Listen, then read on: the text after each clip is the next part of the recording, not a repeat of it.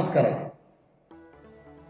ನಾನು BS ಅಲವು, BNN digital ಮಾಧ್ಯಮದ ಸಂಪಾದಕ ಹಾಗೆ ಬೃಹತ್ನಾಡು ಪತ್ರಿಕೆಯ ಸಂಪಾದಕರು ಹೌದು. ಈ ದಿನ ನಿಮ್ಮ ಮುಂದೆ ಬರುವುದಕ್ಕೆ ಕೆಲವು ಕಾರಣಗಳಿವೆ. ವಿಶೇಷವಾಗಿ ಕಳೆದ ವಾರ ಮಾನ್ಯ ಮುಜರಾಯಿ ಸಚಿವರು ಹಾಗೂ ಮುಜರಾಯಿ ಆಯುಕ್ತರಾದ ಶ್ರೀ ವೆಂಕಟೇಶ್ ಅವರು ಮಾಧ್ಯಮಕ್ಕೆ ಒಂದು ಹೇಳಿಕೆಯನ್ನು ನೀಡಿದ್ದರು. ಈಗಾಗಲೇ ದೇವಾಲಯದ ಆಸ್ತಿಗಳನ್ನು ಸಂರಕ್ಷಣೆ ಮಾಡುವ ಸಲುವಾಗಿ ಕೆಲವು ಮಾಹಿತಿಗಳೊಂದಿಗೆ ಪತ್ರಿಕೆಯಲ್ಲಿ ಪ್ರಕಟವಾಗಿತ್ತು. ಈ ಮುಜರಾಯಿ ಜಮೀನು ವಿಚಾರಕ್ಕೆ ಸಂಬಂಧಪಟ್ಟಂಗೆ ಮೊದಲಿಗೆ ಅವರಿಗೆ ಜಮೀನುಗಳು ಯಾವುದಿದೆ ಯಾವುದಿಲ್ಲ ಅನ್ನೋದ್ರ ಬಗ್ಗೆ ಗೊತ್ತಿಲ್ಲ. ಕೇವಲ ಎ ಮತ್ತು ಬಿ ದೇವಾಲಯದ ಮಾಹಿತಿಯನ್ನು ಮಾತ್ರ ನೀಡುತ್ತಾ ಇದ್ದಾರೆ. ವಿಶೇಷವಾಗಿ ಮುಜರಾಯಿ ದೇವಾಲಯಕ್ಕೆ ಸೇರಿದ ಸಿ ವರ್ಗದ ದೇವಾಲಯಗಳ ಜಮೀನುಗಳು ಹಲವಾರು ಇದೆ. ಈಗಾಗಲೇ ಅಂಥ ಸಿ ವರ್ಗದ ಜಮೀನುಗಳು ಟ್ರಿಬ್ಯುನಲ್ ಹೋಗಿ ಕೆಲವು ಅರ್ಚಕರಿಗಾಗಿದೆ, ಕೆಲವರು ಬಂದ್ಬಿಟ್ಟು ಹರಾಜಿನಲ್ಲಿ ಕೊಂಡುಕೊಂಡಿರುವಂಥ ಪ್ರಕರಣಗಳು ಸುಮಾರಿದೆ. ಆದರೆ ಅಂಥ ದಾಖಲೆಗಳು ಯಾವುದೂ ಬಂದ್ಬಿಟ್ಟು ಸರ್ಕಾರದ ಖಾತೆಯಲ್ಲಿ ತಿದ್ದುಪಡಿ ಆಗಿರುವುದಿಲ್ಲ. ಪಾಣಿ ಆಗಿರ್ಬೋದು, ಮಿಟೇಷನ್ ಆಗಿರ್ಬೋದು, ಅಂಥ ಒಂದು ಮಿಟೇಷನ್ ದಾಖಲೆಗಳಲ್ಲಿ ಬಂದ್ಬಿಟ್ಟು ಅಲ್ಲಿ ಇನ್ನೂ ದೇವಾಲಯದ ಹೆಸರೇ ಇರ್ತದೆ ಅಂತಂದು ಎಲ್ಲ ಗೊತ್ತಿರುವಂಥ ವಿಚಾರ. ನಮ್ಮ ಮಾಧ್ಯಮ ಈಗಾಗಲೇ 2009 ಮತ್ತು 10 ಮತ್ತು 11ರಲ್ಲಿ ಸುದೀರ್ಘವಾಗಿ ಸಂಶೋಧನೆ ಮಾಡಿ ಸುಮಾರು 3 ಲಕ್ಷಕ್ಕಿಂತ ಹೆಚ್ಚು ಎಕರೆಗಳು ಪ್ರತಿ ಹಳ್ಳಿಯಲ್ಲಿರ್ತಕ್ಕಂಥ ಜಮೀನು, ಪ್ರತಿ ನಗರದಲ್ಲಿರ್ತಕ್ಕಂಥ ಜಮೀನು ವಿಚಾರ ಸಂಬಂಧಪಟ್ಟಂಗೆ ಮಾಹಿತಿಯನ್ನು ಕೊಟ್ಟು ಈಗಾಗಲೇ ಅದನ್ನು ಅಂದಿನ ಪ್ರಧಾನಮಂತ್ರಿಗಳು ಶ್ರೀ ಮನಮೋಹನ್ ಸಿಂಗ್ ರವರಿಗೆ ರವಾನಿಸಿದ್ದು, ಅವರು ನೇರವಾಗಿ ಕರ್ನಾಟಕ ರಾಜ್ಯದ ಮುಖ್ಯ ಕಾರ್ಯದರ್ಶಿಗಳಿಗೆ ಅವರು ಪತ್ರವನ್ನು ಬರೆದು ಆ ವಿಚಾರ ಆದ ಮೇಲೆ ಬಾಲಸುಬ್ರಹ್ಮಣ್ಯ ಕಮಿಟಿಯವರಿಗೆ ತಲುಪಲಾಯಿತು. ಆ ಡಾಕ್ಯುಮೆಂಟ್ಗಳನ್ನು ಅದನ್ನು ಕೊಟ್ಟಿದ್ದೇವೆ ನಾವು. ಇವಾಗ ಇರ್ತಕ್ಕಂಥ ಅಧಿಕಾರಿಗಳಿಗೆ ಅಂಥ ಒಂದು ಹಿಂದೆ ಏನಾಗಿತ್ತು ಅನ್ನೋದ್ರ ಬಗ್ಗೆ ಅವರಿಗೆ ಅವರ ಅರಿವಲ್ಲಿ ಇರುವುದಿಲ್ಲ. ಹಾಗೆಯೇ ಬಂದಿರತಕ್ಕಂಥ ಆಯುಕ್ತರುಗಳು ಅಷ್ಟೇ. ಇವಾಗ ಹಳಬರು ಏನಾಗಿದೆ ಅಂತ ಹೇಳಿ ಇಲ್ಲಿ ಈಗೋ ಪ್ರಾಬ್ಲಮ್ ಇದೆ. ಆಯುಕ್ತರುಗಳು ಇದ್ದಾರೆ, ಅವ್ರಿಗೆ ಈಗೋ ಪ್ರಾಬ್ಲಮ್. ಹಿಂದೆ ಏನಾಗಿತ್ತು, ಏನು ಮಾಡಬೇಕು ಅನ್ನೋ ಚರ್ಚೆ ಕೂಡ ಕರೆಯೋಕ್ಕೆ ಯೋಗ್ಯತೆ ಇಲ್ಲದಿರ್ತಕ್ಕಂಥ ಅನುಭವರು. ಹಾಗೆಯೇ ಮುಜರಾಯಿ ಸಚಿವ ಶ್ರೀ ರಾಮಲಿಂಗಾರೆಡ್ಡಿಯವರು ಹಿರಿಯರಾಗಿದ್ದಾರೆ. ಆದರೆ ಹಿರಿಯರಾಗಿ ಏನು ಪ್ರಯೋಜನ ಬಂತು? ದೇವಸ್ಥಾನ ಜಮೀನುಗಳು ಇದಕ್ಕೆ ಸುಮ್ಮನೆ ಬಂದು ಭಾಷಣ ಮಾಡಿಬಿಟ್ರೆ ಅದು ಆಗೋದಿಲ್ಲ. ಆದರೆ ಸರ್ಕಾರ ದೇವಸ್ಥಾನದ ಜಮೀನುಗಳನ್ನು ಉಳಿಸ್ಬೇಕಂದ್ರೆ ಕೆಲವು ಕೆಲಸಗಳು ಮಾಡಲೇಬೇಕಾಗ್ತದೆ. ಹಿಂದೆ ಇದ್ದರು, ಅಧಿಕಾರಿಗಳಿದ್ದರು, ಸುಮಾರು ಜನ ಇದ್ದರು, ಒಳ್ಳೊಳ್ಳೆ ಕೆಲಸಗಳು ಮಾಡಿದ್ದಾರೆ. ಅದನ್ನು ನಾವು ಸ್ವಾಗತ ಕೊಡ್ತೇವೆ. ನಾವು ಈಗಾಗಲೇ ನಂದಕುಮಾರ್ ಅವರು ಇದ್ದಾಗ ಬಂದ್ಬಿಟ್ಟು ಇದೇ ಜಮೀನು ವಿಚಾರದಲ್ಲಿ ಹಲವಾರು ಕೆಲಸಗಳು ನಾವು ಮಾಡಿದ್ದೀವಿ. ನಾವು ಪಾಪ ನಂದಕುಮಾರ್ ಅವರು ನಮ್ಮನ್ನು ಒಂದು ಸದಸ್ಯರಾಗಿ ಮಾಡಿ ರಾಮನಗರ ಜಿಲ್ಲೆ ಫಸ್ಟ್ ತಗೊಂಡು ಅಲ್ಲಿರ್ತಕ್ಕಂಥ ಜಮೀನುಗಳನ್ನ ಬಂದ್ಬಿಟ್ಟು ಸುಮಾರು ನಾವು ಕೆಲಸಗಳು ಮಾಡಿಕೊಟ್ಟಿದ್ದೀವಿ. ಹಾಗೆ ಅವ್ರದ್ದು ಆಪರೇಷನ್ ಇತ್ತು. ಆಮೇಲೆ ಬಂದಂಥ ಅಧಿಕಾರಿಗಳು, ಆಯುಕ್ತರುಗಳು, ಸಚಿವರುಗಳು ಅವ್ರಿಗೆ ಇಂಟ್ರೆಸ್ಟ್ ಇರಲಿಲ್ಲ. ಇವಾಗ ನಮ್ಮ ಮುಜರಾಯಿ ಇಲಾಖೆಗೆ ಸಂಬಂಧಪಟ್ಟ ಜಾಗ ಬೇಕು ಅಂದ್ಬಿಟ್ಟು ತ್ರಿವೇಂದ್ರದಲ್ಲಿ ನಮ್ಮ ಅಯ್ಯಪ್ಪ ಸ್ವಾಮಿ ದೇವಸ್ಥಾನ ಭಕ್ತರಿಗೆ ಜಾಗ ಬೇಕು ಅನ್ನೋದ್ರ ಬಗ್ಗೆ ನಾವು ಹೋರಾಟ ಮಾಡಿ ನಾವು ಇಸ್ಕೊಟ್ಟಿದ್ದೀವಿ. ಹಾಗೆಯೇ ಬಂದ್ಬಿಟ್ಟು ಪಂಡ್ರಾಪುರದಲ್ಲಿ ಶುರು ಮಾಡೋದು ಏನೂ ಆಗಿಲ್ಲ. ತಿರುಪತಿಯಲ್ಲಿ ಬಂದ್ಬಿಟ್ಟು ಅದು ಅರ್ಧಂಬರ್ಧ ಹಾಗೆ ಇದೆ. ಜೊತೆಯಲ್ಲಿ ನಮ್ಮ ಉತ್ತರ ಪ್ರದೇಶದ ವಾರಣಾಸಿನಲ್ಲಿ ಅದು ಭಾರಿ ಕೆಟ್ಟ ಪರಿಸ್ಥಿತಿಯಲ್ಲಿ ಇತ್ತು. ಅಂಥದಕ್ಕೆಲ್ಲ ನಾವು ಮಾಹಿತಿ ಸರಿ ಪಡ್ಸ್ಕೊಂಡು ಬಂದಿದ್ದೀವಿ. ಅದಿರಲಿ, ಅದೊಂದು ಕಡೆ ಇರಲಿ. ಇವಾಗ ನಾವು ಜಮೀನು ವಿಚಾರ ಮಾತಾಡಬೇಕು ಅಂತ ಹೇಳಿದ್ರೆ ನಾವು ಈಗಾಗಲೇ ಹಲವಾರು ಎಕರೆಗಳನ್ನು ನಾವು ಸಂಶೋಧನೆ ಮಾಡಿ ಸರ್ಕಾರ ಕೊಟ್ಟಿದ್ದೀವಿ. ಹಾಗೆಯೇ ಸುಮಾರು ದಾಖಲೆಗಳು ಇರ್ತಕ್ಕಂಥ ಜಮೀನುಗಳು ಸರ್ಕಾರ ಮುಜರಾಯಿ ಇಲಾಖೆ ಕೊಂಡುಕೊಂಡಿದ್ದ ಜಮೀನನ್ನ ನಾವು ದೂರು ಕೊಟ್ಟಿದ್ರು. ಇವತ್ತರೆಗೂ ಅವ್ರ ಕೈಯಲ್ಲಿ ಯೋಗ್ಯತೆ ಎಲ್ಲ ಬೆಳೆಸ್ಕೊಳ್ಳೋದಕ್ಕೆ ಇಂಥ ಹಲವಾರು ವಿಚಾರಗಳು ಬಹಳ ಬಹಳ ಸ್ಪಷ್ಟವಾಗಿ ಮಾಹಿತಿಗಳು ನಮ್ಮಲ್ಲಿ ಇದ್ದರೂ ಸಹ ಇವತ್ತಿನ ಆಯುಕ್ತರೇನು ತಮ್ಮ ಫೋನ್ ಮಾಡಿದಾಗ ಅವರು ಮಾತಾಡಿ ಮೀಟಿಂಗ್ ಇದೆ ಯಾವಾಗ ನೋಡೋದಾಯ್ತು ಮೀಟಿಂಗ್ ಬಿಟ್ಟರೆ ಬೇರೆ ಏನೂ ಇಲ್ಲ. ಸಚಿವರಿಗೆ ಯಾರು ಕಿವಿಲಿ ಏನು ಹೇಳ್ತಾರೋ ಆ ಕಿವಿಲಿ ಕೇಳ್ತಷ್ಟೇ, ಮತ್ತು ಅವ್ರು ಖುದ್ದಾಗಿ ಏನು ಮಾಡಬೇಕು ಅಂತ ಗೊತ್ತಿಲ್ಲ. ಮಾನ್ಯ ಮುಜರಾಯಿ ಸಚಿವರು ರಾಮಲಿಂಗಾರೆಡ್ಡಿಯವರೇ, ಮುಜರಾಯಿ ದೇವಸ್ಥಾನ ಜಮೀನು ಉಳಿಸಬೇಕು ನಿಮ್ಗೆ ನಿಜವಾಗ್ಲೂ ಆಸಕ್ತಿ ಇದ್ದರೆ ದಯಮಾಡಿ ನೀವು ನಮ್ಮಲ್ಲಿರ್ತಕ್ಕಂಥ ಮಾಹಿತಿಗಳನ್ನ ತೊಗೋಬೋದು. ಈಗಾಗಲೇ ನಮ್ಮ ದಾಖಲೆಗಳು ನಿಮ್ಮ ಕೇಂದ್ರ ಕಚೇರಿಯಲ್ಲಿದೆ. ಅದೆಲ್ಲ ಏನು ಮಾಡಿಬಿಟ್ಟಿದ್ದೀರೋ ಇಟ್ಕೊಂಡಿದ್ರು ಅದು ಗೊತ್ತಿಲ್ಲ ನಮಗೆ. ಈಗಾಗಲೇ ಹಿಂದೆ ಇದ್ದಂತಹ ಹಲವಾರು ಅಧಿಕಾರಿಗಳು ಶ್ರಮವಹಿಸಿ ಸುಮಾರು ಜಮೀನುಗಳನ್ನ ಅವರು ಮಾರ್ಕ್ ಮಾಡಿ ಅವ್ರ ಸ್ವಂತ ದುಡ್ಡಿಂದ ಖರ್ಚುಗಳು ಮಾಡಿರುವಂಥದ್ದು ಉದಾಹರಣೆ ಎಷ್ಟೋ ಇದೆ. ಅದನ್ನೆಲ್ಲ ಸ್ವಲ್ಪ ತೆಗಿಬೇಕಾಗ್ತದೆ ನಿಮ್ಮ ಆಚೆ. ಆದರೆ ತೆಗೆದಿಲ್ಲ ಅಂತ ಹೇಳಿದ್ರೆ ಯಾವುದಕ್ಕೂ ಪ್ರಯೋಜನ ಬರೋದಿಲ್ಲ. ಮಾನ್ಯ ಸಚಿವರೇ, ಮುಜರಾಯಿ ಆಯುಕ್ತರು ಬಂದ್ಬಿಟ್ಟಿದ್ದಾರೆ, ಕೇವಲ ನಿಮ್ಮನ್ನು ದಿಕ್ಕು ತಪ್ಪಿಸ್ತಾ ಇದ್ದಾರೆ ಅಷ್ಟೊತ್ತು, ಇನ್ನೇನೂ ಇಲ್ಲ. ಈ ಹೊಸದಾಗಿ ಶುರು ಮಾಡ್ಕೊಂಡಿದ್ದಾರೆ ಪ್ಲಾಸ್ಟಿಕ್ ಮುಕ್ತ ದೇವಾಲಯಗಳು ಅಂತ. ಇದು ನಂದಕುಮಾರ್ ಇದ್ದಾಗ 2013ರಲ್ಲಿ ಈ ವಿಚಾರ ಬಂದ್ಬಿಟ್ಟು ಆಗಲೇ ಬಂದಿದೆ. 42 ಅಂಶ ಪ್ರೋಗ್ರಾಮ್ ಅನ್ನೋದು ಬಂದ್ಬಿಟ್ಟು ನಂದಕುಮಾರ್ ಅವರು ಮಾಡಿದ್ರು. ಅದರಲ್ಲಿ ಇದು ಇದೆ. ಪಲ್ಲವಿ ಅಪರಾಧ ರಾಹಿತರಾಗಿದ್ದಾಗ ಅವರು ಸಹ ಮಾಡಿದ್ದಾರೆ ಅದನ್ನು. ಆದರೆ ಇವತ್ತರು ನಿಮ್ಮ ಕಿವಿಗೆ ಬಿದ್ದಿಲ್ಲ. ಜಯಚಂದ್ರ ಅವರು ಇದ್ದಾಗ ಅವರು ಸುಮಾರು ಕೆಲಸಗಳು ಮಾಡಿಕೊಟ್ಟಿದ್ದಾರೆ. ಸುಮಾರಿಂದ ಹಲವಾರು ಕೆಲಸಗಳು ಮಾಡಿದ್ದಾರೆ. ಬಟ್ ಅದರ ಬಗ್ಗೆ ನಿಮ್ಗೆ ಗಮನ ಇಲ್ಲ. ಏನೋ ನೀವು ಹೊಸದಾಗಿ ಮಾಡಿ ಹೊಸದಾಗಿ ಏನೋ ಕಂಡುಹಿಡಿದ್ರೆ ನೀವು ಹೋಗ್ತಾ ಇದ್ದೀರಾ, ಅದು ತಪ್ಪು. ಮೊದಲು ಇಲಾಖೆ ಇತಿಹಾಸ ತಿಳ್ಕೊಳ್ಳಿ. ಆಯಿತು, ಅದೊಂದು ಕಡೆ ಇಲ್ಲ, ಅದು ಮುಂದಿನ ಸಂಚಿಕೆಯಲ್ಲಿ ನಾನು ಅದ್ರ ಬಗ್ಗೆ ಮಾತಾಡ್ತೀನಿ. ನಾವು ಈಗ ದೇವಸ್ಥಾನ ಮುಜರಾಯಿ ಜಮೀನುಗಳ ವಿಚಾರ. ದೇವಸ್ಥಾನ ಜಮೀನು ಈಗಾಗಲೇ ಬಂದು ಬೆಂಗಳೂರಲ್ಲಿ ಸುಮಾರು 6,000 ಎಕರೆ ಮೇಲಿದೆ. ಅದಕ್ಕೆ ನಮ್ಮಲ್ಲಿ ಬಂದು ನಾವು ಸಂಶೋಧನೆ ಮಾಡಲಿದೆ. ಆದರೆ ಇವತ್ತು ಕೇಂದ್ರ ಕಚೇರಿಯಲ್ಲಿ ಆ ದಾಖಲೆಗಳೇ ಇಲ್ಲ. ಆ ದಾಖಲೆಗಳೆಲ್ಲ ತೊಗೊಂಡು ಹೋಗ್ಬಿಟ್ಟಿದ್ದು ಮಾರ್ಬಿಟ್ಟಿದ್ದಾರೆ. ಸಚಿವರೇ, ನಿಮ್ಗೇನೋ ಗೊತ್ತಿದೆಯಾ? ನಿಮಗೆ ಒಂದು ಚೂರನ್ನು ನಿಮ್ಗೆ ಯಾಕಂದ್ರೆ ಪಾಪ ಎರಡು ಕರೆಕ್ಟೇ ನಿಮಗೆ. ಆ ಕಡೆ ಸಾರಿಗೆ ನೋಡಬೇಕು, ಈ ಕಡೆ ಮುಜರಾಯಿ ನೋಡಬೇಕು. ಪಾಪ ನಿಮಗೂ ತೊಂದರೆ ಭಾರಿ ಇದೆ. ಆದರೆ ಇರ್ತಕ್ಕಂಥ ಮುಜರಾಯಿ ಆಯುಕ್ತರು ಅದನ್ನು ನಿಭಾಯಿಸಬೇಕು. ಬಟ್ ಅವ್ರು ಕೈಲಿ ಮಾಡೋಕ್ಕಾಗ್ತಾ ಇಲ್ಲ, ಅವ್ರಿಗೂ ಹೇಳೋಕ್ಕಾಗಲಿ. ಪಾಪ ಅವರು ಬಂದ್ಬಿಟ್ಟು ಕಾರ್ಯದರ್ಶಿಗಳಾಗಿ ಕೆಲಸಗಳು ಮಾಡ್ತಾ ಇದ್ದಾರೆ. ಜೊತೆ ದೇವಸ್ಥಾನದ ಬಗ್ಗೆ ಒಂಚೂರು ಅವ್ರಿಗೆ ಯಾವುದೇ ಒಂದು ಕಾಳಜಿದು ಮಾಡಬೇಕು. ಅವರು ಕಾಳಜಿದು ಮಾಡ್ತಾರೆ. ಯಾಕಂದರೆ ಜನಗಳ ಜೊತೆ ಒಂದು ಸ್ಪಂದನೆ ಇದೆ. ಜನಗಳ ಜೊತೆ ಬೆರೆಯೋದೇ ಇಲ್ಲ. ಕೇವಲ ಅರ್ಚಕರು ಮತ್ತು ದೇವಾಲಯ ಅಧಿಕಾರಿಗಳ ಮೇಲೆ ಅವರು ದರ್ಪ ತೋರಿಸ್ಕೊಂಡು ಓಡಾಡುವಂಥದ್ದೇ ಅವ್ರಿಗೆ ಆಗಿರ್ತದೆ. ಇಲಾಖೆಯಲ್ಲಿ ಇವತ್ತವರೆಗೂ ದೇವಸ್ಥಾನ ಜಮೀನು ಬಗ್ಗೆ ಏನು ಕೆಲಸ ಮಾಡಿದ್ರೆ ನಮ್ಗೆ ವರದಿ ಕೂಡ ಕೇಳಿ, ನಮಗೆ ಅದ್ರ ಬಗ್ಗೆ ನಾವು ನೋಡ್ತೀವಿ. ನಾವು ಏನು ಮಾನ್ಯ ಸಚಿವರೇ ಹಾಗೂ ಮಾನ್ಯ ಆಯುಕ್ತರೇ, ಈ ವರದಿಯನ್ನು ನೋಡಿ ಏನಿದೆ ಅಂತ ಪುನಃ ನಿಮ್ಮ ಜೊತೆ ನಾನು ಸೇರ್ತೀನಿ. ಲೂಟಿ ಬಿಡಿ, ದೇವಾಲಯಗಳ ಆಸ್ತಿ ರಕ್ಷಿಸಿ, ತಾಕತ್ತಿದ್ರೆ ಚರ್ಚೆಗೆ ಬನ್ನಿ. ಕಳೆದ 20 ವರ್ಷಗಳಿಂದ ಕರ್ನಾಟಕ ಸರ್ಕಾರದ ಮುಜರಾಯಿ ಇಲಾಖೆಗೆ ಕಾಂಗ್ರೆಸ್, ಬಿಜೆಪಿ, ಜೆಡಿಎಸ್ ಸರ್ಕಾರಗಳಲ್ಲಿ ನೇಮಕಗೊಂಡ ಮುಜರಾಯಿ ಸಚಿವರುಗಳು ಖಾತೆ ಇಷ್ಟವಿಲ್ಲದಿದ್ರೂ ಸಚಿವ ಸ್ಥಾನ ಗಿಟ್ಟಿಸಿಕೊಳ್ಳಬೇಕು ಎಂಬ ಉದ್ದೇಶದಿಂದ ಕಾಟಾಚಾರಕ್ಕೆ ಮಂತ್ರಿಯಾಗಿ ಇರ್ತಾ ಇದ್ರು. ಹಾಗೆ ಮುಜರಾಯಿ ಇಲಾಖೆಯ ಆಯುಕ್ತರುಗಳು ಬಂದು ಹೋದವರು ಅವರ ಮೂಗಿನ ನೇರಕ್ಕೆ ಕೆಲಸ ಮಾಡಿಕೊಂಡು ಯಾವುದೇ ಸಾರ್ವಜನಿಕರ ಅಭಿಪ್ರಾಯವಾಗಲಿ ಅಥವಾ ಇಲಾಖೆಯ ಹಿರಿಯ ಅಧಿಕಾರಿಗಳ ಸಲಹೆಯನ್ನ ಪಡೆಯದೆ ಬಹುತೇಕರು ಕೆಲಸ ಮಾಡಿದ್ದಾರೆ. ಈ ಹಿಂದೆ ಇದ್ದ ಮುಜರಾಯಿ ಆಯುಕ್ತರಾಗಿದ್ದ ಶ್ರೀ ನಂದಕುಮಾರ್ ಅವರ ಅವಧಿಯಲ್ಲಿ ಹಲವಾರು ಯೋಜನೆಗಳು ದೇವಸ್ಥಾನಕ್ಕೆ ವಾಪಸ್ ಪಡೆಯಲು ಜಿಲ್ಲಾವಾರು ಆಯೋಜಿಸಿ ಯಶಸ್ವಿಗೊಂಡಿದ್ದಾರೆ. ಅದರಲ್ಲಿ ವಿಶೇಷವಾಗಿ ಮೊದಲಿಗೆ ರಾಮನಗರ ಜಿಲ್ಲೆಯಾಗಿತ್ತು. ಅವರು ವರ್ಗಾವಣೆಯಾದ ಮೇಲೆ ಇವತ್ತಿನವರೆಗೂ ಯಾವುದೇ ಅಂತಹ ಅಧಿಕಾರಿ ಇಲಾಖೆಗೆ ಬಂದಿಲ್ಲ. ಕಾರಣ IAS ಪದವಿ ಅನ್ನೋದನ್ನ ಬಿಟ್ರೆ ಉಳಿದಂತೆ ಯಾವುದೇ ಅರ್ಹತೆ ಇರುವುದಿಲ್ಲ. ಹಾಗೆ ಇವರುಗಳಿಗೆ ಸಾರ್ವಜನಿಕರ ಜೊತೆಯಲ್ಲಿ ಹೊಂದಾಣಿಕೆಯಾಗಲಿ ಅಥವಾ ಇಲಾಖೆಯ ಅಭಿವೃದ್ಧಿಗಾಗಿ ಸಲಹೆ ಸೂಚನೆಗಳನ್ನ ಪಡೆಯೋದಿಲ್ಲ. ಈ ಇಲಾಖೆಗೆ ಗುರುತಿನ ಚೀಟಿಗಾಗಿ ಹಾಗೂ ಪಕ್ಷದ ಕಾರ್ಯಕರ್ತರು RDP ಸದಸ್ಯರಾಗಿ ಕೇವಲ ಕೀಲಿಗೊಂಬೆಯಂತಿರುತ್ತಾರೆ. ಇದೀಗ ಸಾಕಷ್ಟು ಸಮಯದ ನಂತರ ಮುಜರಾಯಿ ಇಲಾಖೆ ದೇವಾಲಯಗಳ ಆಸ್ತಿ ರಕ್ಷಣೆಗೆ ಮುಂದಾಗಿದೆ. ಮುಜರಾಯಿ ವ್ಯಾಪ್ತಿಯ ದೇವಾಲಯಗಳ ಸಾವಿರಾರು ಎಕರೆ ಜಮೀನು ಒತ್ತುವರಿಯಾಗಿದ್ದು ಅವುಗಳ ತೆರವಿಗೆ ತೀರ್ಮಾನಿಸಿದೆ. ಇತ್ತೀಚೆಗೆ ಸಚಿವ ರಾಮಲಿಂಗಾರೆಡ್ಡಿಯವರ ಅಧ್ಯಕ್ಷತೆಯಲ್ಲಿ ನಡೆದ ರಾಜ್ಯ ಧಾರ್ಮಿಕ ಪರಿಷತ್ ಸಭೆಯಲ್ಲಿ ಮುಜರಾಯಿ ಇಲಾಖೆಗೆ ಸೇರಿದ ದೇವಾಲಯದ ಆಸ್ತಿಯನ್ನ ಸರ್ವೆ ಮಾಡಿ ಒತ್ತುವರಿ ತೆರವು ಮಾಡಿ ದಾಖಲೆ ಮಾಡಲು ಹಾಗೂ ಆಸ್ತಿಗಳನ್ನ ರಕ್ಷಿಸಲು ತೀರ್ಮಾನಿಸಲಾಗಿದೆ. ಆದ್ರೆ ಸರ್ಕಾರದ ಬಳಿ ಸರ್ವೆ ನಡೆಸಲು ದುಡ್ಡೇ ಇಲ್ಲದಂತಾಗಿದೆ.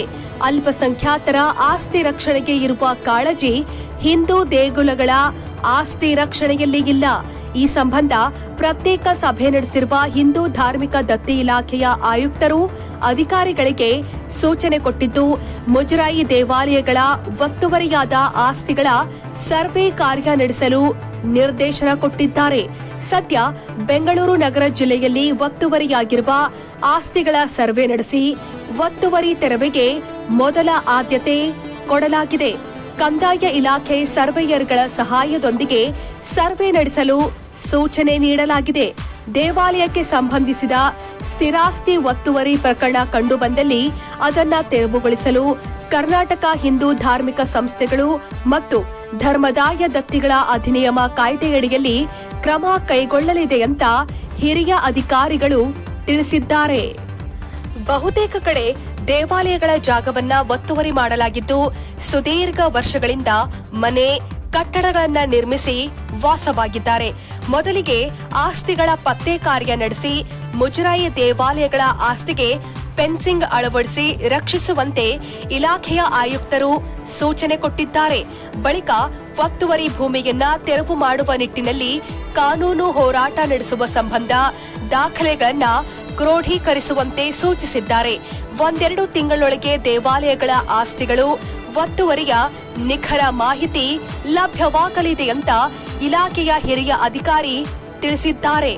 ಇದೇ ವರ್ಷದ ಮಾರ್ಚ್ವರೆಗೆ ಪ್ರಸ್ತುತ ರಾಜ್ಯದಲ್ಲಿ ಧಾರ್ಮಿಕ ದತ್ತಿ ಇಲಾಖೆಯ ಅಧೀನಕ್ಕೆ ಒಳಪಟ್ಟಿರುವ ಪ್ರವರ್ಗ ಎ ಮತ್ತು ಪ್ರವರ್ಗ ಬಿ ಅಧಿಸೂಚಿತ ದೇವಸ್ಥಾನ ಅಥವಾ ಸಂಸ್ಥೆಗಳಿಗೆ ಸಂಬಂಧಿಸಿದಂತೆ ಜಿಲ್ಲೆಗಳ ಜಿಲ್ಲಾಧಿಕಾರಿಗಳ ಕಾರ್ಯಾಲಯದಿಂದ ಮತ್ತು ದೇವಾಲಯಗಳ ಕಾರ್ಯನಿರ್ವಾಹಕ ಅಧಿಕಾರಿಗಳು ಸ್ಥಿರಾಸ್ತಿಯ ಮಾಹಿತಿಯನ್ನ ಮುಜರಾಯಿ ಇಲಾಖೆಗೆ ಸಲ್ಲಿಸಿರುತ್ತಾರೆ. ಅದರಂತೆ ಗ್ರೇಡ್ ಎ 205 ದೇವಾಲಯಗಳ ಒಟ್ಟು ಸ್ಥಿರಾಸ್ತಿ 6,323 ಎಕರೆ ಇದೆ.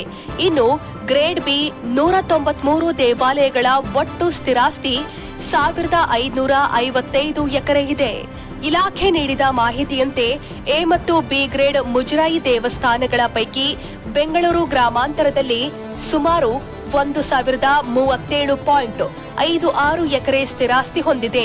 ಬೆಳಗಾವಿ ಜಿಲ್ಲೆಯಲ್ಲಿ ಮುಜರಾಯಿ ದೇವಸ್ಥಾನ 1,164.35 ಎಕರೆ ಸ್ಥಿರಾಸ್ತಿ ಹೊಂದಿದೆ. ಬೆಂಗಳೂರು ನಗರದಲ್ಲಿ ಸುಮಾರು 140 ಎಕರೆ ಸ್ಥಿರಾಸ್ತಿ ಇದೆ.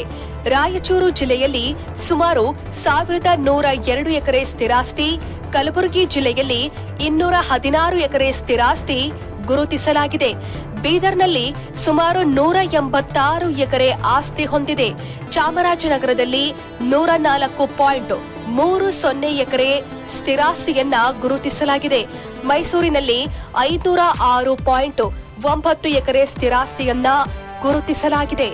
ತುಮಕೂರಿನಲ್ಲಿ 276 ಎಕರೆ ಸ್ಥಿರಾಸ್ತಿಯನ್ನ ಈವರೆಗೆ ಗುರುತಿಸಲಾಗಿದೆ.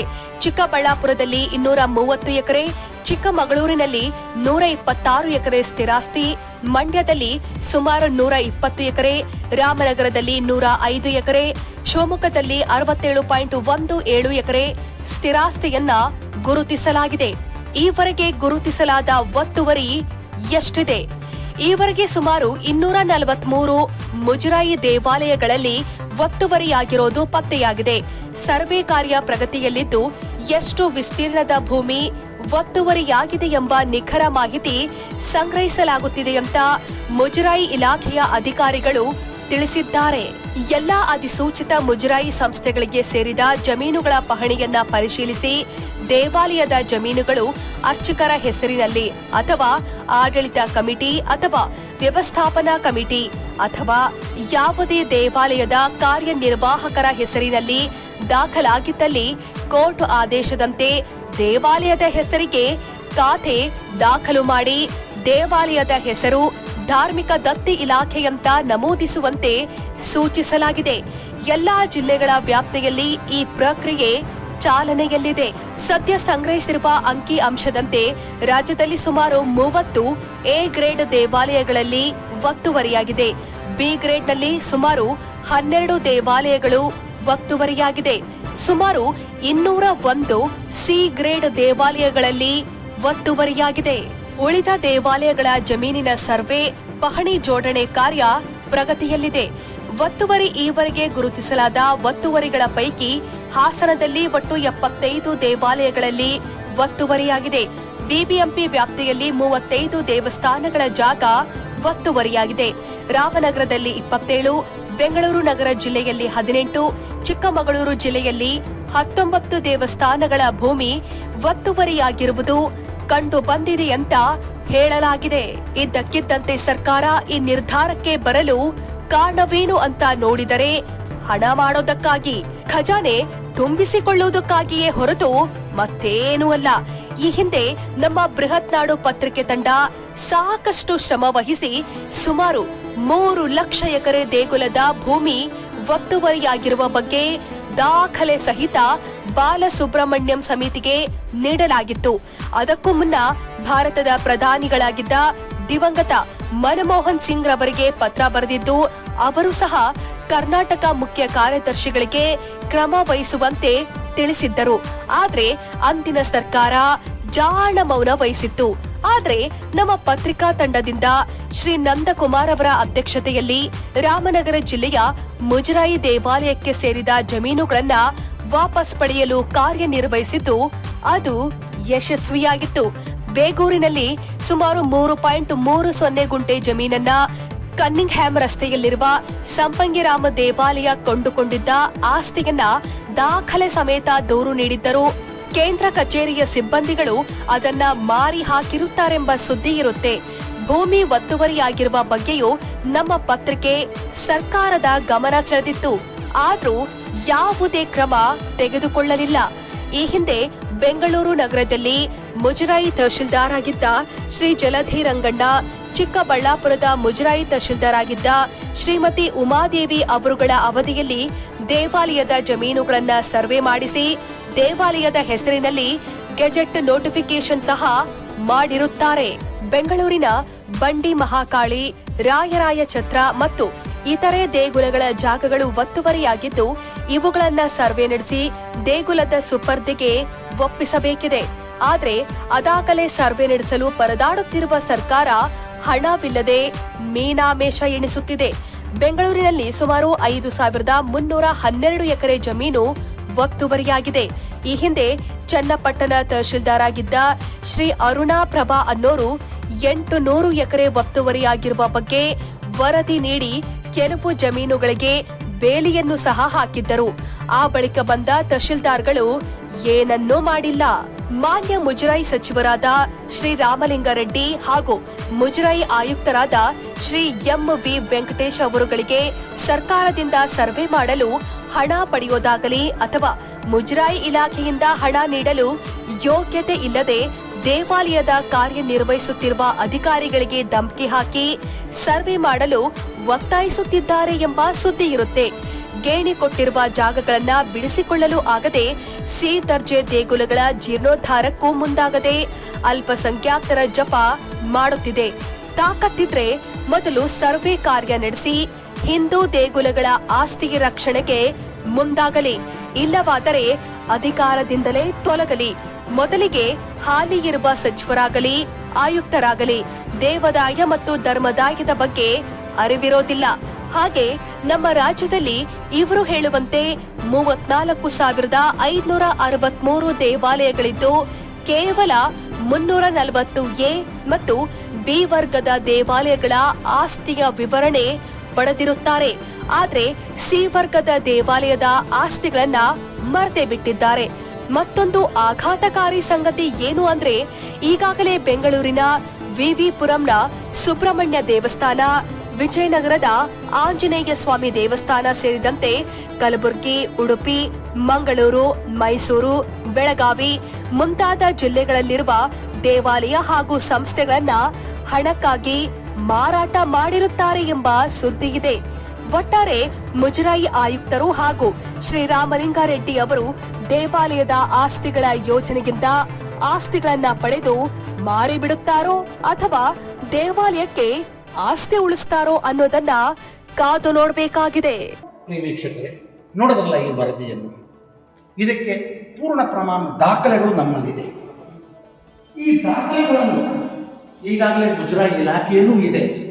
ಆದರೆ ಮುಜರಾಯಿ ಇಲಾಖೆ ಬಂದು ಹೋದಂಥ ಅಧಿಕಾರಿಗಳು ಅದನ್ನು ಮುಚ್ಚುಮರೆ ಮಾಡಿ ಎಷ್ಟೋ ಜಮೀನುಗಳನ್ನ ಹಾಳು ಮಾಡಿ ಮಾರಾಟ ಮಾಡಿದ್ದಾರೆ. ನಿಮ್ಗೆ ಗೊತ್ತಾಯ್ತು ಸತ್ಯ. ಈ ದೇವಸ್ಥಾನದ ವಿಚಾರದಲ್ಲಿ ಹಲವಾರು ಹಿರಿಯ ಅಧಿಕಾರಿಗಳಿಗೆ ಎಲ್ಲರೂ ಗೊತ್ತು ನಾವೇನೇನು ಕಷ್ಟ ಬಿದ್ದು ಏನು ಕೆಲಸ ಮಾಡಿದ್ದೀವಿ ಅಂತ. ಆದರೆ ಬಂದು ಹೋದಂಥ ಅಧಿಕಾರಿಗಳಿಗೆ ಜನಗಳ ಜೊತೆ ಸ್ಪಂದನೆ ಮಾಡಿ ಅವ್ರ ಜೊತೆಯಲ್ಲಿ ಸೇರಿ ದೇವಸ್ಥಾನವನ್ನು ಉಳಿಸೋಣ, ದೇವಸ್ಥಾನ ಜಮೀನುಗಳನ್ನ ಉಳಿಸೋಣ ಅನ್ನೋದು ಅವ್ರಿಗೆ ಅವ್ರು ಕಿಂಚಷ್ಟು ಅವ್ರು ತಲೆಯಲ್ಲಿ ಬರ್ತಿಲ್ಲ. ಇಂಥ ಅಧಿಕಾರಿಗಳಿಂದ ಏನ್ ತಾನು ಮಾಡೋಕ್ಕಾಗ್ತದೆ? ಬನ್ನಿ, ಇವತ್ತು ನಮ್ಮಲ್ಲಿ ಅಷ್ಟೊಂದು ದಾಖಲೆಗಳಿದೆ. ಇವತ್ತು ಸಾರ್ವಜನಿಕರು ಎಷ್ಟೋ ಜನ ಭಕ್ತಾದಿಗಳು, ದೇವಸ್ಥಾನದ ಭಕ್ತಾದಿಗಳು ಬಂದು ಬೆಂಗಳೂರಲ್ಲಿರ್ತಕ್ಕಂಥ ಹಲವಾರು ಜಮೀನುಗಳಾಗಿರ್ಬೋದು, ಹಳೆ ಮೈಸೂರು ಪ್ರಾಂತ್ಯದಲ್ಲಿ ಆಗಿರ್ಬೋದು, ಮಂಗಳೂರಿನಲ್ಲಿ ಆಗಿರ್ಬೋದು, ಅಥವಾ ಇನ್ನೂ ಅನೇಕ ಜಾಗಗಳು ಹುಬ್ಬಳ್ಳಿ, ಧಾರವಾಡ ಹುಬ್ಬಳ್ಳಿ ಸ್ವಲ್ಪ ಕಮ್ಮಿ ಇದೆ. ಇದ್ರೂ ಸಹ ಅಲ್ಲೂ ದಾನಿಗಳು ಸುಮಾರು ಜನ ದೇವಸ್ಥಾನಕ್ಕೋಸ್ಕರ ದಾನ ಮಾಡಿದ್ದಾರೆ. ಉದಾಹರಣೆಗೆ ಬೆಂಗಳೂರಿನಲ್ಲಿ ಸರ್ವೆ ಇಲಾಖೆ ಹೋದರೆ ಸಾರ್ವಜನಿಕರು ಹಲವಾರು ಜನರು ಬಂದ್ಬಿಟ್ಟು ಆ ದೇವಸ್ಥಾನ ಅಭಿವೃದ್ಧಿಗಾಗಿ ಎಣ್ಣೆ ದೀಪ ಮತ್ತು ದೇವಸ್ಥಾನದ ಪೂಜೆ ಸಾಮಗ್ರಿಯ ಹಾಗೇ ಬಂದ್ಬಿಟ್ಟು ದೇವಸ್ಥಾನದ ಹೂಕ್ಕೋಸ್ಕರ ಎಷ್ಟೋ ಎಕರೆಗಳ ಜಮೀನುಗಳನ್ನ ಬರೆದುಕೊಟ್ಟಿದ್ದಾರೆ. ಆದರೆ ಅಂಥ ದೇವಸ್ಥಾನ ಜಮೀನುಗಳು ಇವತ್ತು ಎಲ್ಲಿದೆ? 1970 ಇಸ್ವಿನಲ್ಲಿ ಎನಾಮ್ ಅಬಾಲಿಷನ್ ಆ್ಯಕ್ಟ್ ಇದೆ. ಹಾಗೆ 1955 ಇಸ್ವಿನೂ ಬಂತು. 1970 ಇಸ್ವಿ ಬಂದಿರತಕ್ಕಂಥ ಎನಾಮ್ ಅಬಾಲಿಷನ್ ಆ್ಯಕ್ಟ್ ಪ್ರಕಾರ ಬಂದ್ಬಿಟ್ಟು ಸುಮಾರು ಜನ ಬಂದ್ಬಿಟ್ಟು ಜಾಗಗಳನ್ನ ಬಂದ್ಬಿಟ್ಟು ತಗೊಂಡಿದ್ದಾರೆ, ಕೆಲವರು ಬಿಟ್ಟಿದ್ದಾರೆ. ಆದರೆ ಸರ್ಕಾರದ ಆದೇಶದ ಪ್ರಕಾರ ಯಾವುದೇ ಒಂದು ಜಾಗ ಗೇಣಿಗೆ ಕೊಟ್ಟರೆ, ಅಂದರೆ ಲೀಸು ಕೊಟ್ಟಿದ್ರೆ ಅಂಥ ಜಾಗನ ಬಂದ್ಬಿಟ್ಟು ತಗೊಳ್ಳೋಕೆ ಬರೋದಿಲ್ಲ. ಇಲ್ಲವಾದರೆ ಟ್ರಿಬ್ಯುನಲ್ನಲ್ಲಿ ಆಗಿರಬೇಕು. ಎಷ್ಟೋ ಟ್ರಿಬ್ಯುನಲ್ ಬೋಗಸ್ ಡಾಕ್ಯುಮೆಂಟ್ ಇಟ್ಕೊಂಡು ಇವತ್ತು ನಂದು ಜಮೀನು ಅಂತ ಸುಮಾರು ಜನ ಹೇಳ್ಕೊಂಡು ತಿರುಗಾಡ್ತಾ ಇದ್ದಾರೆ. ಇಂಥ ಒಂದು ವಿಚಾರದಲ್ಲಿ ಮಾನ್ಯ ಮುಜರಾಯಿ ಸಚಿವರಾಗಲಿ ಅಥವಾ ಮಾನ್ಯ ಮುಜರಾಯಿ ಆಯುಕ್ತರಾಗಲಿ ಪೂರ್ಣ ಪ್ರಮಾಣದಲ್ಲಿ ತನಿಖೆ ಮಾಡಬೇಕು ಅಂತ ನಮ್ಮ ಒಂದು ಕೋರಿಕೆ. ಹಾಗೆಯೇ ಮುಜರಾಯಿ ದೇವಾಲಯದ ಹಲವು ಹಿರಿಯ ಅಧಿಕಾರಿಗಳು, ನಿವೃತ್ತಿ ಒಂದು ಅಧಿಕಾರಿಗಳು, ಅವರು ಉತ್ತಮವಾದ ಕೆಲಸ ಮಾಡಿರುವಂಥ ಉದಾಹರಣೆಗಳು ಸುಮಾರಿದೆ. ಅಂಥ ಅಧಿಕಾರಿಗಳನ್ನು ದಯಮಾಡಿ ನೀವು ಅವರನ್ನು ಕರೆಸಿ ಅವರಲ್ಲಿರ್ತಕ್ಕಂಥ ಮಾಹಿತಿಗಳನ್ನ ನೀವು ಪಡೆಯಬಹುದು, ಅಥವಾ ಅವ್ರ ಅನುಭವವನ್ನು ನೀವು ಪಡ್ಕೊಂಡ್ರೆ ಇಲಾಖೆ ಉದ್ಧಾರ ಆಗ್ತದೆ. ಸ್ವಾಮಿ, ಮಾನ್ಯ ಮುಜರಾಯಿ ಸಚಿವರಾದ ಶ್ರೀ ರಾಮಲಿಂಗಾರೆಡ್ಡಿರವರು ಸ್ವಲ್ಪ ಗಂಭೀರವಾಗಿ ಈ ಪ್ರಕರಣಗಳನ್ನು ತೆಗೆದುಕೊಳ್ಬೇಕಾಗ್ತದೆ. ಇವತ್ತಿರುವಂಥ ಕೇಂದ್ರ ಕಚೇರಿರ್ತಕ್ಕಂಥ ಅಧಿಕಾರಿಗಳು ಸಿಬ್ಬಂದಿಗಳಿಗೆ ಅವ್ರಿಗೆ ಕೆಲಸದ ಬಗ್ಗೆ ಅರಿವೇ ಇಲ್ಲ ಅಂತ ನಾನು ಖಂಡಿತವಾಗಿ ಹೇಳ್ತೀನಿ. ಕಾರಣ ಅವ್ರಿಗೆ ಜಮೀನು ಬಗ್ಗೆ, ಲ್ಯಾಂಡ್ ಬಗ್ಗೆ ಯಾವುದೇ ಆಗಲಿ, ನಾನೇ ದೂರು ಕೊಟ್ಟಿದ್ದೀನಿ. ಸಂಪಂಗಿ ರಾಮಸ್ವಾಮಿ ದೇವಾಲಯದ ಒಂದು ದೂರು ಕೊಟ್ಟಿದ್ದೀನಿ ಜಮೀನು ವಿಚಾರ ಸಂಬಂಧಪಟ್ಟಂಗೆ. ಇವತ್ತರೆಗೂ ಅವ್ರ ಕೈಯಲ್ಲಿ ತೆಗೆದು ಯೋಗ್ಯತೆ ಇಲ್ಲ ತೆಗೆಯೋದಕ್ಕೆ.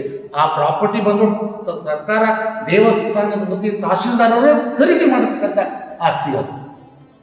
ಇಂಥ ಒಂದು ಸಂದರ್ಭಗಳಲ್ಲಿ ಬಾಯಿ ಮುಂದೆ ನಾವು ಹೇಳ್ತಾ ಇದ್ದೀವಿ.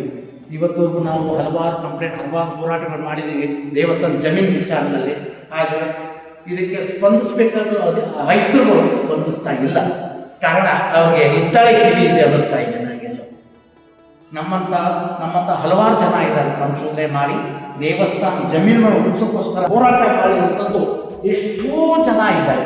ಆದರೆ ಇವತ್ತೊಂದು ಬಂದ್ಬಿಟ್ಟು ಅದನ್ನು ಸರಿಪಡಿಸೋಕ್ಕೆ ಇವರು ತಗೊಂಡಿಲ್ಲ. ತಿರುಪತಿಗೆ ಹೋಗು ಅಥವಾ ಬೇರೆ ಯಾವ ದೇವಸ್ಥಾನಕ್ಕೆ ಹೋಗು, ಇಲ್ಲೋಗು ಅಲ್ಲೋಗು, ಅದೇ ದೊಡ್ಡ ದೇವಸ್ಥಾನ ನೀವು ಎಲ್ಲಿ ಬೇಕಾದ್ರೆ ಅಭಿವೃದ್ಧಿಗಳು ಮಾಡ್ಬೋದು. ಆದರೆ ಸಿ ವರ್ಗದ ದೇವಾಲಯದ ಬಗ್ಗೆ ಯಾರು ಸ್ವಾಮಿ ಅಭಿವೃದ್ಧಿ ಮಾಡೋದು? ನಿಮಗೆ ಕಿಂಚಷ್ಟು ಏನೋ ಅದ್ರ ಬಗ್ಗೆ ಗೌರವ ಇದೆಯಾ? ಮಾತಾಡಿದಾಗ 35,000 ದೇವಸ್ಥಾನ ಇದೆ ಅಂತ ಹೇಳ್ತೀರಾ. ಯಾವುದನ್ನ ಒಂದು 20,000, 10,000, 5,000 ದೇವಸ್ಥಾನ ನೀವೆಲ್ಲ ವಿಸಿಟ್ ಮಾಡಿದ್ದೀರಾ? ಹೋದಾಗೆಲ್ಲ ದೊಡ್ಡ ದೇವಸ್ಥಾನ ಹೋಗ್ತೀರಾ, ಹಾರಪುರ ಬಂತು, ಮೇಳ ತಾಳ ಬಂತು, ಮುಗಿತು, ಅದರಲ್ಲಿ ತೃಪ್ತಿ ಪಟ್ಟರು ಅಷ್ಟೇ. ಟಿವಿನಲ್ಲಿ ಬಂತು, ಮಾಧ್ಯಮದಲ್ಲಿ ಬಂತು, ಪೇಪರ್ ಬಂತು, ಮುಗಿತು ಅಷ್ಟೇ. ಸಂಶೋಧನೆ ಮಾಡಿ ಸ್ವಾಮಿ, ದೇವಸ್ಥಾನ ಆಸ್ತಿಯನ್ನು ಉಳಿಸಿ. ನಿಮ್ಮ ಯೋಗ್ಯತೆಗೆ ದೇವಸ್ಥಾನ ಆಸ್ತಿ ಉಳಿಸ್ತಾ ಅಂತ ಹೇಳಿದ್ರೆ ನಿಮ್ಗೆ ದೇವರು ಒಳ್ಳೇದು ಮಾಡ್ತಾನೆ, ನಿಮ್ಮ ಹೆಂಡತಿ ಮಕ್ಕಳಿಗೆ ಎಲ್ಲರಿಗೂ ಒಳ್ಳೇದು ಮಾಡ್ತಾನೆ. ಮಾನ್ಯ ಮುಜರಾಯಿ ಸಚಿವರೇ, ರಾಮಲಿಂಗಾರೆಡ್ಡಿ ಅವರೇ, ಇದನ್ನು ತಗೊಳ್ಳಿ, ದಯಮಾಡಿ ಅವ್ರಿಗೆ ಕೇಳಕೊಳ್ಬೇಡಿ. ಒಳ್ಳೆ ಸಂಶೋಧನೆ ಮಾಡಿ ದೇವಸ್ಥಾನ ಜಮೀನು ಇನ್ನು ಎಷ್ಟಿದೆ ಹುಡುಕಿ ಆ ಸಂಬಂಧಪಟ್ಟ ದೇವಾಲಯ ಸರಿಯಾಗಿದ್ದರೆ ಆ ದೇವಾಲಯದ ಜಮೀನುಗಳನ್ನ ವಾಪಸ್ ಕೊಡೋದನ್ನು ಕೆಲಸ ಮಾಡಿ. ಅದೇ ಥರ ಸರ್ಕಾರ ಕೊಟ್ಟರೆ ಒಳ್ಳೆಯದು. ಇವತ್ತಿನವರೆಗೂ ನಿಮ್ಮ ದೇವಸ್ಥಾನದ ಸ್ವಂತ ಕಟ್ಟಡ ಇಲ್ಲ, ಕೇಂದ್ರ ಕಚೇರಿ ಸ್ವಂತ ಕಟ್ಟಡ ಇಲ್ಲ. ಅದ್ರ ಬಗ್ಗೆ ಸ್ವಲ್ಪ ಗಮನ ಹರಿಸಿ. ನೀವೇನೋ ಮೊನ್ನೆ ಬಂದ್ಬಿಟ್ಟು ಎಲ್ಲ ಮಾಡಿದ್ದೀರಾ, ಇವತ್ತು ಅದ್ರ ಬಗ್ಗೆ ಯಾವುದು ಪೂರ್ಣ ಮಾಡೋದು ಏನೂ ಆಗ್ತಾ ಇಲ್ಲ. ದಯಮಾಡಿ ಅದನ್ನೆಲ್ಲ ಸ್ವಲ್ಪ ಸರಿಪಡಿಸಿ ಸರ್ಕಾರದ ದೇವಾಲಯಗಳ ಜಮೀನುಗಳನ್ನ ಉಳಿಸಿ ಅಂತ ನನ್ನ ಮನವಿ. ಜೈ ಹಿಂದ್, ಜೈ ಕರ್ನಾಟಕ, ಜೈ ಭಾರತ್.